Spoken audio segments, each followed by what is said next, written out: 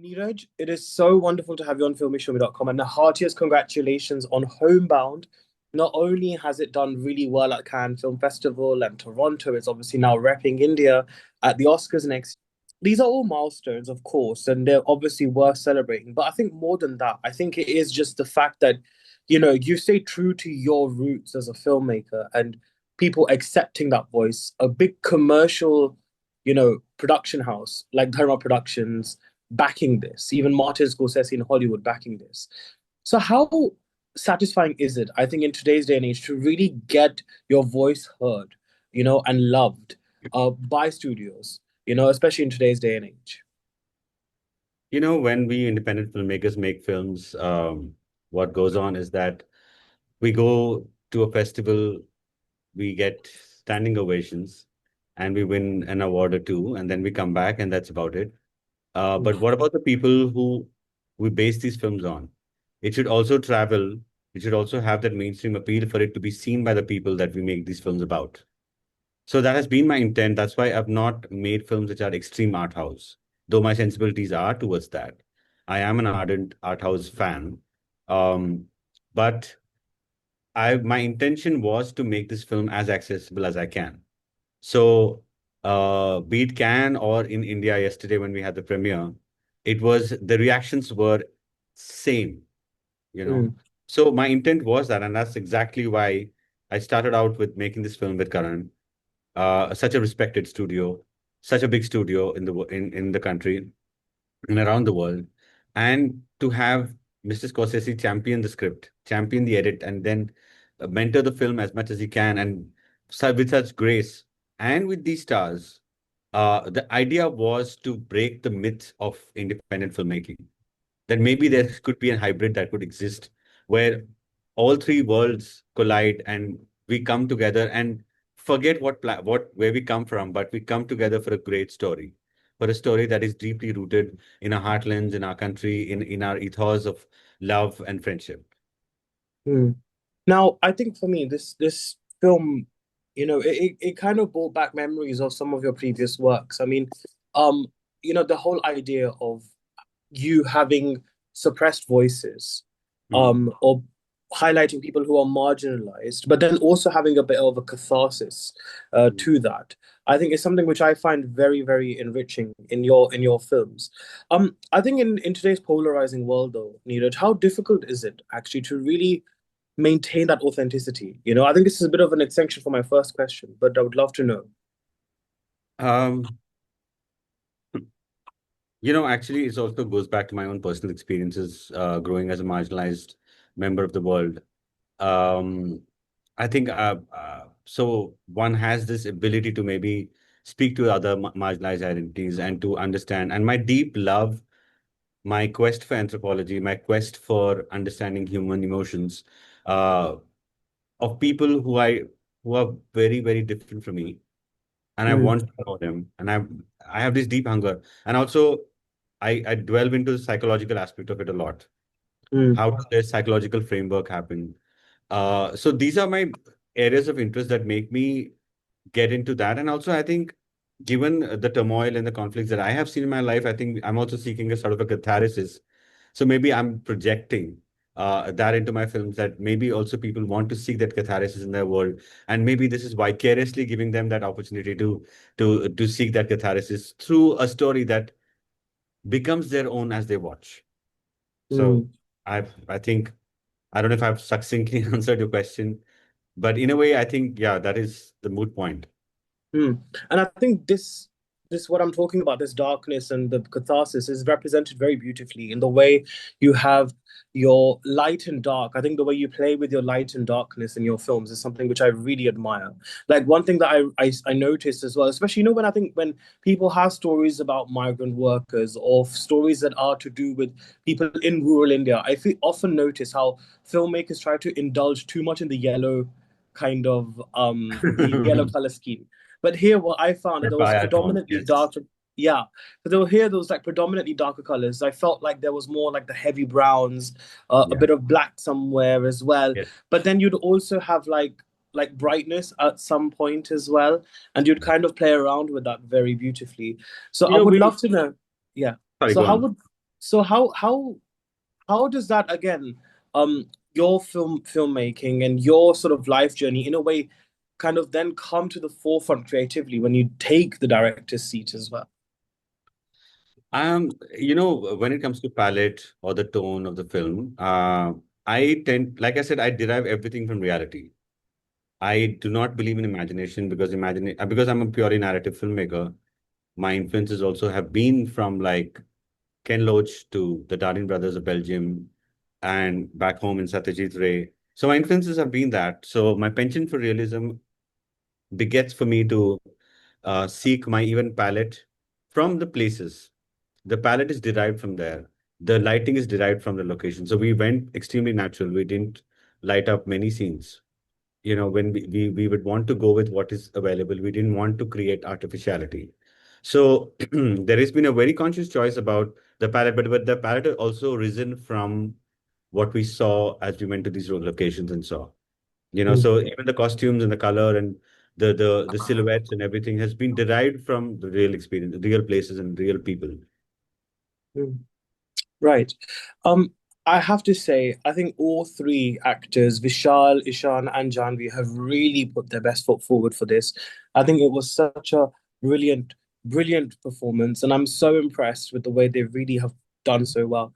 And in a way, it's interesting because I feel like in a way, Ishaan and Janhvi were kind of exposed to this world to some Mm. extent in Dhadak. Right, Vishal kind of saw this whole idea of rising beyond the status quo. I think in Human, for example, right. obviously the milieu was very different, but I think what जो एक तड़प थी, like system से beat करने के लिए, I think that was also there, and they've all kind of had this kind of tryst with that. I think in their previous works. So I think Neeraj, for you, as a filmmaker, when you are working with actors like these who are also commercial names, but at the same time they've kind of had some sort of exposure to the world that you're showing. Um, did it make it easier or was it more challenging actually in that sense? Because obviously this is a very obviously still a distinct world, even though they've had some exposure, right? So how was your kind of decision driven as a filmmaker with the actors that you were working with? I fundamentally went with the idea of somebody who could, like I said, my approach to make it mainstream and to so like even to the actors, I keep telling them that um, good performance is not enough for me. Because these are great actors. They would nail a scene. They would know how to move in the scene. You'll have a scene, but that's not good enough for me because what would happen is that having, you're representing thousands and millions of Chandans and Shoaibs and Sudhas around the country. It's your Mm, moral responsibility to come as close to their lived experience as you can. So I made them do that journey to understand how they live, what do they do. So they were toured in villages, and there was a long immersive exercise of dialect and political and socio-cultural understanding of what happens. Like for instance, I mm, gave them Annihilation of Caste, the book to read for all of them, and that mm, changed a lot inside of them. And to the boys, I took them to villages. We stayed there and we met those people. We understood them. Then they could deeply really feel that. And that I felt was my own personal victory as a filmmaker because that I would feel that, it's not just to make a great scene, but also to how close do you get to reality? Because that is the genuine integrity that I would seek as a filmmaker. mm. Beautifully said. Now it's quite interesting as well because obviously we've got Homebound um releasing officially, and now recently we also had Jolly LLB 3, which kind of in a way also spoke about the idea of marginalization and development happening at the cost of one spectrum of humans or one group of humans suffering to Right. another in the name of sacrifice, whilst the other one just gets away with it because they have wealth and and everything else to support them in life. Mhm. I think in a way, see, art mirrors reality and and reality mirrors art as well Yes. simultaneously.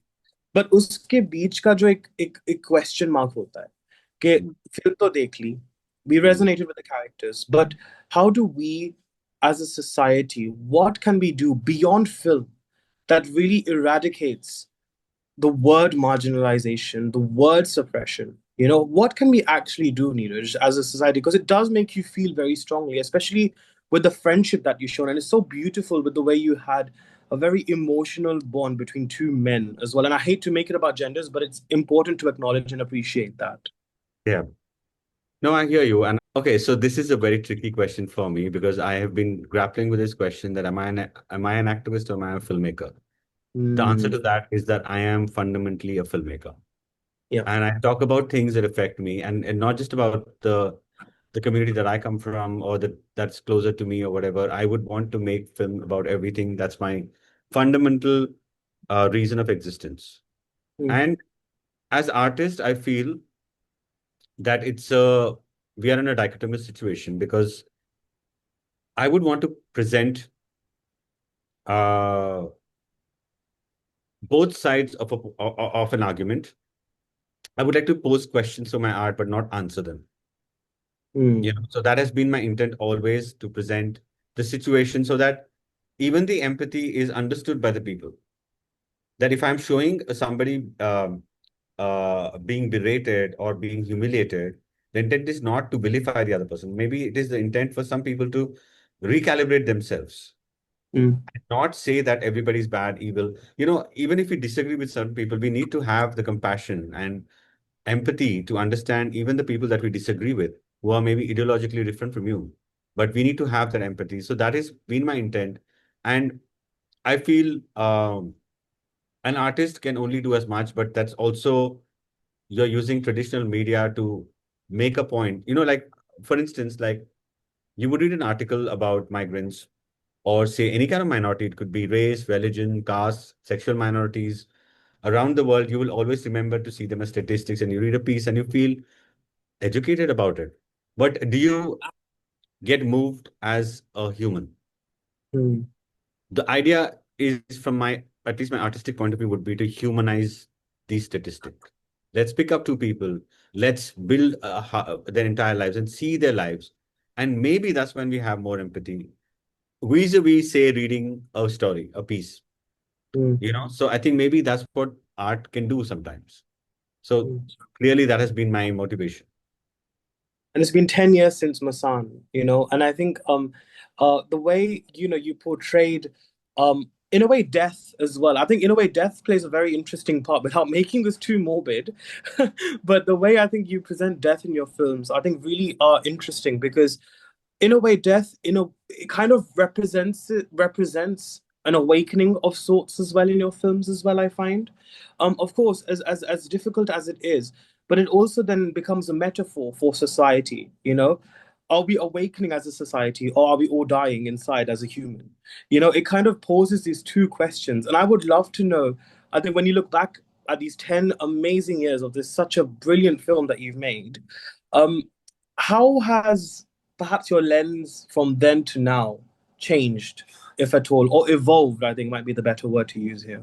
I think my eye towards human behavior has deepened, and I try to understand not just from an anthropological point of view, but also social and psychological understanding of humans. That has been my new penchant, and I've grown in those areas. I've been reading a lot of psychology, so that thing has been there. And uh, when a major point of inflection happens in people's lives, Mm, that makes them uh, move away from society, and it's the lowest point of their lives. We only see the pain of it, but through that, it also comes that you come of age. mm, If you remember, like if you're when you had your first breakup, your first love breakup, we all yeah. think about how much it has affected, how gutted you are, and you can't go on and all of that. But from there, the rise begins, and you really become so mature as people. So I Mm, think catharsis comes from conflict, from the biggest conflicts of our lives, is that you learn how to process life, you learn how to live. And there are various spheres of your own aspects that grow, and you're mm, very unaware of how that is happening. But that's how our human body is, how our mind thinks and processes things. So, I mean, I'm fascinated by that aspect. And that's why I think a conflict, like as in how it happens in narrative also, That a conflict is not just about the pathos it brings, but it's also brings slowly the healing, the catharsis, and the growth that comes with it. So I'm interested in that. It's amazing. It's wonderful. Well, Neeraj, thank you so much. Honestly, this has been such a pleasure. It's been such a pleasure, really. I think what you have made is a film that, it's really struck a chord. It was, oh my God, I can't even explain to you. Like there were moments where literally like I was sobbing because I just felt so deeply for the characters that you've done. And then again, it's not done with a lens which is, you know, intentionally wanting to do that. It just naturally just happened. And oh my God, I think it's a very brilliant film. I think Homebound really has hit the homebound, and I think I'm just so, Thank so you. proud and so happy for this film and wishing all wishing you and the entire team all the very best. Honestly, I really am manifesting even more amazing recognition for this one. And may you continue to be the great, courageous filmmaker that you really are. So thank Thank, you so much for thank you. this. Thank Thank you. you. Thank you so much. Thank you, Bye. Neeraj. Bye. Bye.